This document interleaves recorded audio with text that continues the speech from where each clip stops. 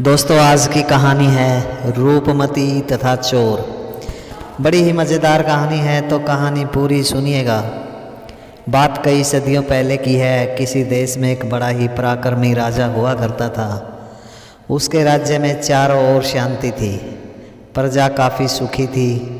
एक दिन एक नगर के बहुत सारे साहूकार राजा के दरबार में आए तथा राजा से बोले, महाराज, हमारे नगर में आजकल बहुत चोरियां होने लगी है। हमारा बहुत सारा धन चोरों ने लूट लिया है।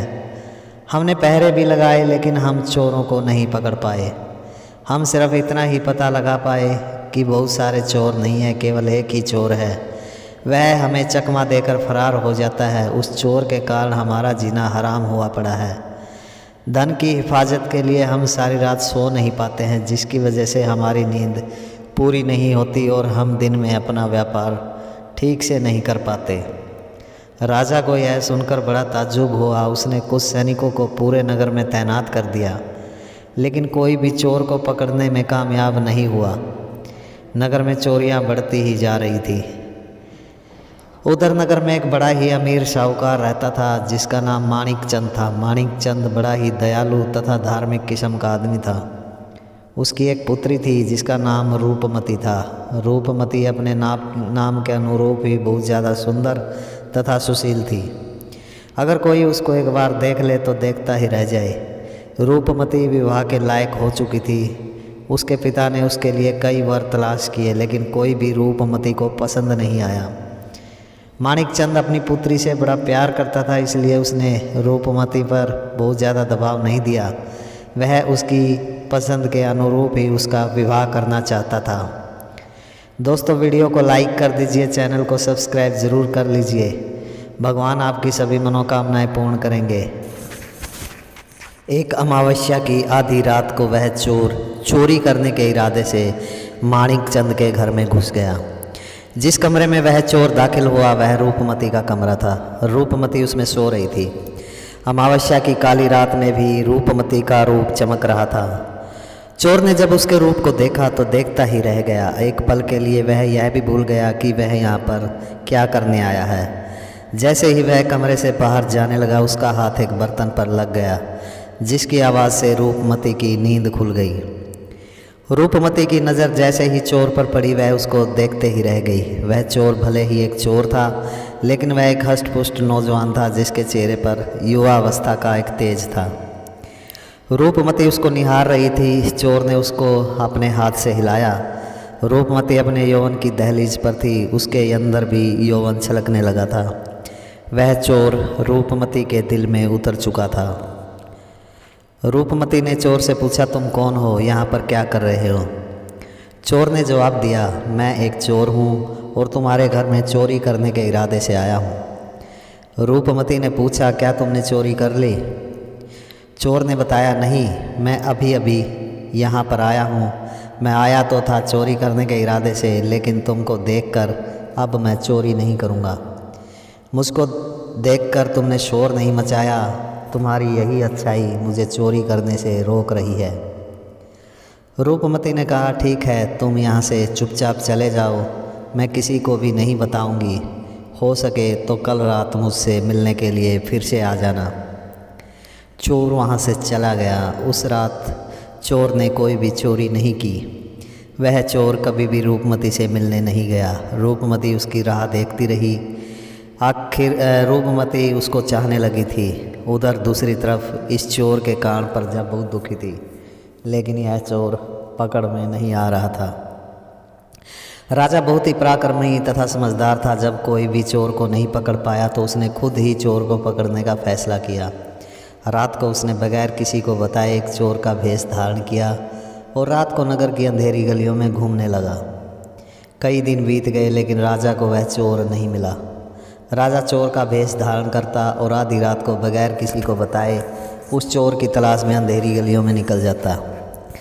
एक दिन आधी रात का वक्त था। आखिरकार एक अंधेरी गली में राजा की मुलाकात उस चोर से हो ही गई।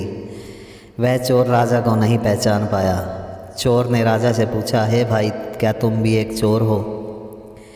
राजा ने उत्तर दिया, हाँ, मैं भी एक चोर हूँ और यहाँ पर इस नगर में पहली बार चोरी करने आया चोरी करने आया हूँ।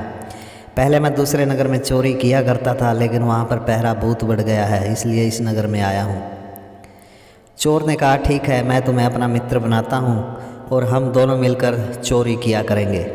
यहाँ पर चोरी करना बहुत ही आसान है। यहाँ के प्रजाजन आलसी हैं और सैनिक बिल्कुल बेकार। राजा का अपने सैनिकों पर कोई भी बस नहीं चलता और यहाँ के सैनिक भी फ्री का ही खाते हैं, राजा को धोखा देते हैं। अगर हम चाहें तो महल में भी चोरी की जा सकती है, लेकिन चलो आज एक सेठ के घर चलते हैं और वहाँ पर जाकर चोरी करते हैं। उसके बाद वो दोनों एक सेठ के घर में घुस गए और चोरी करके बाहर निकल गए। चोर ने राजा से कहा, चलो सवेरा होने वाला है, आज के लिए काफ़ी धन इकट्ठा हो गया, अब हम अपने ठिकाने पर चलते हैं। यह कहकर वह चोर राजा को अपने साथ नगर के बाहर वन के अंदर एक गुफा में ले गया। राजा ने देखा गुफा में उस चोर ने काफ़ी धन इकट्ठा करके छुपा रखा था। राजा ने पूछा, तुम इतने धन का क्या करते हो? चोर ने उत्तर दिया, मैं इस धन का उपयोग अपने लिए नहीं करता, यह धन का काफ़ी हिस्सा मैं गरीबों में दान दे देता हूँ।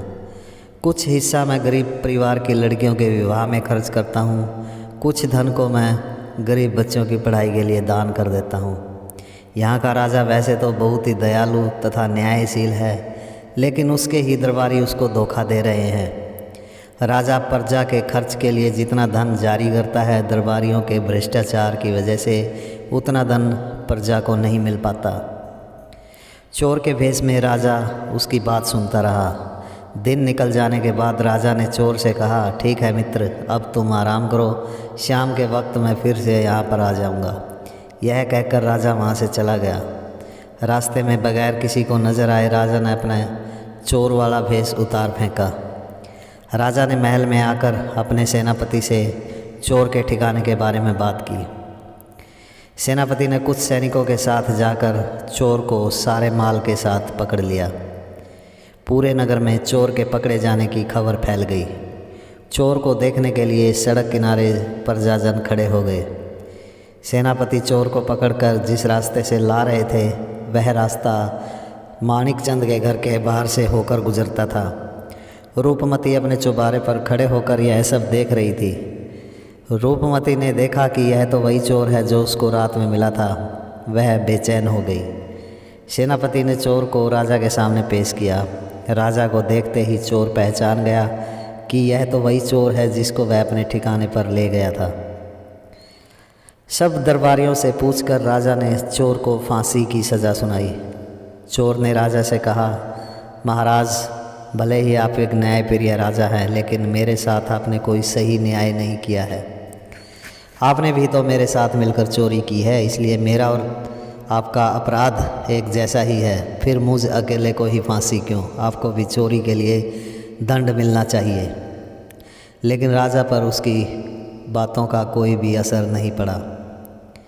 उधर जब रूपमती ने चोर को पकड़ में देखा तो वह बेचैन हो गई थी। नीचे उतरकर उसने अपने पिता से बात की। पिताजी, जिस चोर को सेनापति ने पकड़ा है, मैं उसको पसंद करती हूँ तथा उससे ही विवाह करना चाहती हूँ। माणिकचंद यह सुनकर बहुत क्रोधित हुआ। उसने रूपमती से कहा, यह तुम क्या कह रही हो? क्या तुम एक चोर से विवाह करोगी, और चोर भी ऐसा जो पकड़ा जा चुका है? उस चोर को तो फांसी की सज़ा सुनाई जाएगी। रूपमती ने कहा, मैं कुछ नहीं जानती। मैं विवाह करूँगी तो उस चोर से।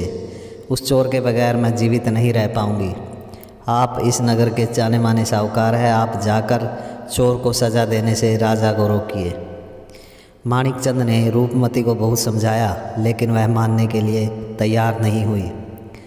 आखिरकार रूपमती की जिद के चलते माणिकचंद रूपमती के साथ राजा के दरबार में आ गया। तब तक चोर को फांसी की सज़ा सुनाई जा चुकी थी। राजा ने माणिकचंद से उसके आने का कारण पूछा। माणिकचंद ने बताया, महाराज, गुस्ताखी माफ़ हो। जिस चोर को आपने फांसी की सज़ा सुनाई है, उस चोर को मेरी पुत्री पसंद करती है तथा उससे शादी करना चाहती है।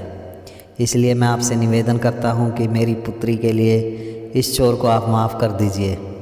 इस चोर ने आज तक लोगों का जितना भी धन चुराया है, उसके बदले में मैं अपनी धन दौलत देने के लिए तैयार हूँ। राजा ने कहा, ऐसा नहीं हो सकता। हम उस चोर को फांसी की सज़ा दे चुके हैं और प्रजाजन के हित के लिए हम उसको माफ़ नहीं कर सकते। आप अपनी पुत्री को समझाएं कि वह इस चोर से विवाह की जिद छोड़ दे। वैसे भी यह अब एक दिन का मेहमान ही है, कल इसको फांसी दे दी जाएगी। अब रूपमती से रहा नहीं गया। वह राजा से बोली, ठीक है महाराज, अगर आप इसकी फांसी नहीं टाल सकते तो फिर मुझे एक दिन के लिए इसकी दुल्हन बनने का अवसर दिया जाए। मैं पूरा एक दिन इसके साथ विवाह करके बिताना चाहती हूँ। इसको फांसी हो जाने के बाद मैं पूरी ज़िंदगी इसकी विधवा के रूप में गुजार दूँगी। रूपमती की यह बात राजा के दिल को छू जाती है। रूपमती का चोर के प्रति इतना अटूट प्रेम देखकर राजा चोर की फांसी की सज़ा माफ़ कर देता है। इसके बाद राजा चोर को अपने मुख्यमंत्री के रूप में दरबार में नौकरी दे देता है तथा भ्रष्ट दरबारियों को नगर से बाहर निकाल देता है। पुराने सैनिकों को निकालकर नए युवा सैनिकों की भर्ती की जाती है ताकि दोबारा नगर में कोई भी चोरी ना कर सके। कुछ दिनों बाद माणिकचंद अपनी पुत्री रूपमती का विवाह उस चोर से कर देता है। दोस्तों, वीडियो को लाइक कर दीजिए, चैनल को सब्सक्राइब ज़रूर कर लीजिए। भगवान आपकी सभी मनोकामनाएं पूर्ण करेंगे। धन्यवाद।